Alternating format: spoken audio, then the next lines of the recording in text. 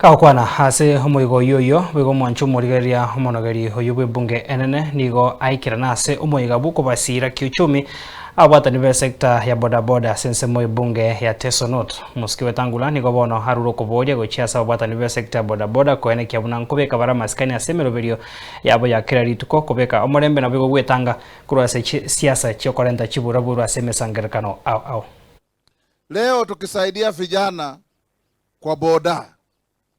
Nimekuwa kule Rwanda, kule Vihiga, na nikaambiwa ile shida vijana wa boda wanapata ni kuhangaishwa na majambazi wa kuiba pikipiki.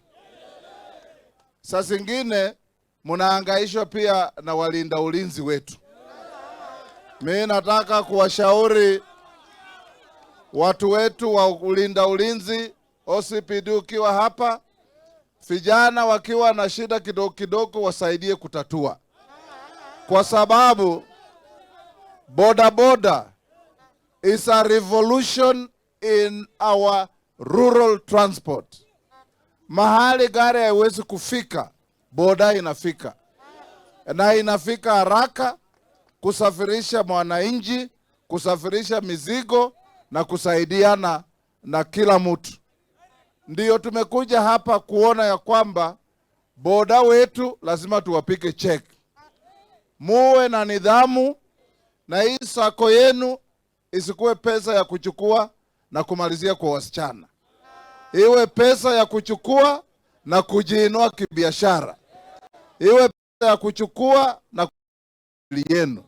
Hiyo pesa iwe ya kusaidia kujiinua, so that tomorrow is better than today. Today is better than yesterday in your lives. Na sisi tunaendelea kusukuma gurudumu yenu. Nyinyi vijana, nyinyi ndio tegemeo letu la kesho. Nasimama hapa kuwaomba na kuwarai, msitumiwe na wakora wa kisiasa. Mwenzako mwambie, leta mtoto yako nichape. Kwa sababu wanasiasa watoto wao wako nyumbani, wako ng'ambo, wako kwingine, lakini anakuambia wewe chukua jiwe, piga mwingine. Msifanye mambo kama hayo. Tunataka urafiki, tunataka upendano, na tunataka kujenga nchi yetu tukijua kila mtu ana haki ya kujivunia.